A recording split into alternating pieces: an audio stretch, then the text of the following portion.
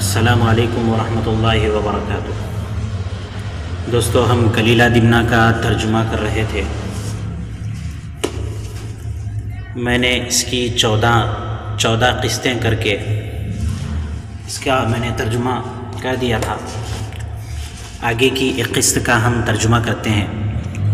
بعض احباب اور دوستوں نے ہم سے یہ کہا کہ آپ اس کا لفظی ترجمہ کیجئے اس کتاب کا، تاکہ ہر شخص کو، ہر طالب علم کو سمجھنا اس کا آسان ہو جائے۔ لیکن چونکہ جو القصص الادبیہ ہے اس کا میں لفظی ترجمہ کر رہا ہوں، تو اس لیے جو ہے میں اس کا سلیس ترجمہ کرنا ہی زیادہ مناسب سمجھتا ہوں۔ تو بغیر کسی تمہید کے ہم شروع کرتے ہیں۔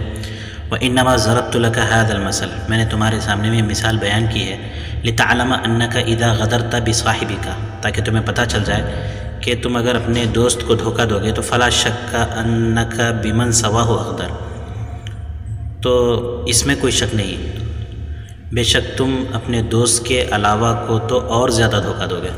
وَأَنَّهُ إِذَا صَاحَبَ أَحَدٌ صَاحِبًا، جب کوئی شخص کسی کے ساتھ رہتا ہے، کسی کی صحبت میں رہتا ہے، وَغَدَرَ بِمَنْ سَوَاهُ، اور اس کے علاوہ کو دھوکہ دیتا ہے، فَقَدْ عَلِمَ صَاحِبُهُ أَنَّهُ لَيْسَ عِنْدَهُ لِلْمَوَدَّةِ مَوْضِعٌ، تو اس کے ساتھی کو یہ بات معلوم ہو جاتی ہے کہ اس کے یہاں محبت کے لیے کوئی جگہ ہی نہیں ہے، اس کے اندر محبت ہی نہیں ہے۔ فَلَا شَيْءَ أَضْيَعُ مِن مَوَدَّةٍ، مودت کو، محبت کو ختم کرنے اور ضائع کرنے والی کوئی چیز اس سے بڑھ کر نہیں ہے۔ اگر دیکھیے کہ تمنہ من مودت، مودت کو ضائع کرنے والی اس سے بڑھ کر کوئی چیز نہیں ہے کہ تمنہ کہ محبت کو دیا جائے من لا وفاء لہ، ایسے شخص کے ساتھ محبت کی جائے جس کے اندر وفاداری نہ ہو، اور ایسے شخص کے ساتھ عطا اور بخشش کی جائے، اچھا سلوک کیا جائے جو ناشکر گزار ہو، من لا شکر لہ، جو ناشکر گزار ہو، اور ادب ایسے شخص کو سکھایا جائے، یحمل الی من لا یتأدب بہ، یعنی جو ادب کو نہ سیکھ سکتا ہو اس کو ادب کو سکھایا جائے، اس کو ادب دیا جائے، ولا یسمع، نہ اس کو سنتا ہو، اور راز اس شخص کے پاس، یستودع، اس شخص کے پاس رکھ دیا جائے، عند من لا یحفظہ، جو اس کی حفاظت نہ کر سکتا ہو۔ فإن صحبۃ الأخیار، اچھے لوگوں کی صحبت خیر کو پیدا کرتی ہے، خیر کا باعث ہوتی ہے، خیر کو پیدا کرتی ہے۔ وصحبۃ الاشرار تورث الشر، اور بروں کی صحبت برائی کو پیدا کرتی ہے۔ کالریح، ہوا کے مانند، ہوا کے مثل، اذا مرت بالطیب حملت طیبا، جب یہ اچھی جگہ سے گزرتی ہے تو خوشبودار جگہ سے ہوا کا گزر ہوتا ہے تو خوشبو کو لے آتی ہے۔ وَإِذَا مَرَّتْ بِالنَّتِينِ، جب گندی جگہ پر ہوا چلتی ہے، گزرتی ہے اس پر سے، حملت نتنا، تو وہ گندگی کو لے آتی ہے، بدبو کو لے کر آتی ہے۔ وَقَدْ طَالَ ثَقُلَ كَلَامِي عَلَيْكَ، میری گفتگو لمبی بھی ہو گئی اور تمہارے لیے بوجھل بھی ہو گئی۔ فانتہا کلیلۃ من کلامہ الی ھذا المکان، کلیلہ اس جگہ اپنی بات کو ختم کر چکا۔ وقد فزع الاسد من الثور، شیر بیل سے گھبرا چکا تھا۔ ثم فکر، پھر اس نے غور و فکر کیا۔ تو دیکھیں یہاں پر الاسد متعب، شیر تھکا ہوا ہے، شیر تھکا ہوا ہے۔ وہو ینظر الی الثور، یہ بیل کو دیکھ رہا ہے، یہاں پر یہ شیر ہے، یہ بیل کو دیکھ رہا ہے، اس نے وہ بیل کو قتل کر چکا ہے۔ کلیلہ کے آپس میں، دمنہ کے آپس میں، دونوں کے درمیان پھوٹ ڈالنے کی وجہ سے وہ شیر کو، وہ بیل کو قتل کر چکا ہے۔ آگے دیکھیے، ثم فکر فی قتلہ، پھر اس نے سوچا کہ اپنے آپ کو بھی قتل کر لے۔ بعد ان قتلہ، جب یعنی اس بیل کے قتل کرنے کے بعد اپنے آپ کو بھی قتل کر لے۔ وذهب عنه الغضب، اس کا غصہ ختم ہو گیا اور کہنے لگا لقد فجعنی شطربۃ بنفسہ، مجھے شطربہ نے خود سے تکلیف دی ہے۔ وقد كان ذا عقل ورأی وخلق، و نہایت ہی زیادہ ذی عقل، صاحب رائے اور اخلاق من شخص تھا۔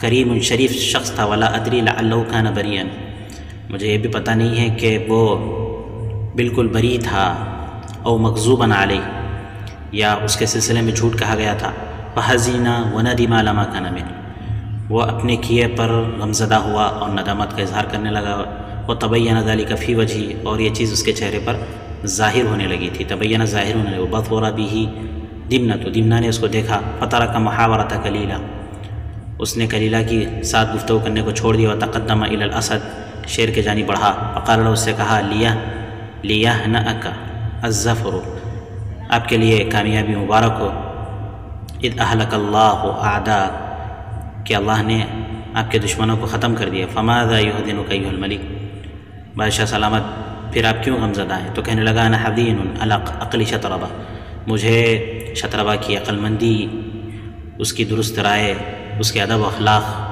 پر غم ہو رہا ہے۔ قال له دمنہ، دمنہ نے اس سے کہا، لا ترحم ایھا الملک، بادشاہ سلامت آپ کو تو اس پر رحم نہیں کرنا چاہیے، فإن العاقل لا يرحم من يخافه، اس لیے کہ عقل مند شخص کو جس سے خوف ہوتا ہے اس پر وہ رحم نہیں کرتا ہے۔ آگے صفحہ دیکھیے کہ وَإِنَّ الرَّجُلَ الْحَازِمَ، اور پختہ کار شخص، ربما ابغض رجل وکریہ، کسی شخص سے بغض کرتا ہے، اس کو ناپسند کرتا ہے، ثم قربہ وادناہ، پھر اس کو قریب بھی کر لیتا ہے اور اس کو اپنے پاس بھی بلا لیتا ہے، لما یعلم عندہ من الغنی والکفایہ، چونکہ اسے پتہ چلتا ہے کہ یہ شخص نہایت مستغنی اور کفایت شعار ہے، تو وہ اس شخص کو قریب کر لیتا ہے۔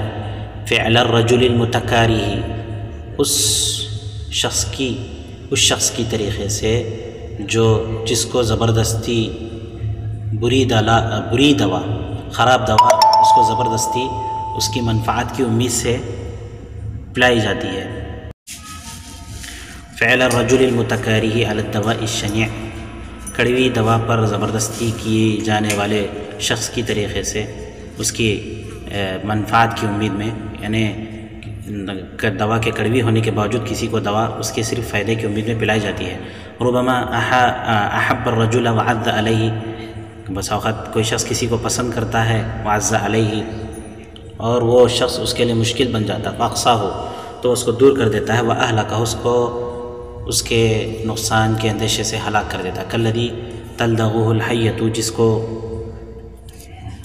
فی اصبعہ، اس شخصی طریقے سے جس کو سانپ اس کی انگلی میں کاٹ لیتا ہے، ڈس لیتا ہے، فیقطعھا، تو وہ انگلی کو کاٹ دیتا ہے، ویتبرأ منہا، اور انگلی سے براءت اختیار کر لیتا ہے، وہ انگلی سے چھٹکارا اختیار کر لیتا ہے، مخافۃ ان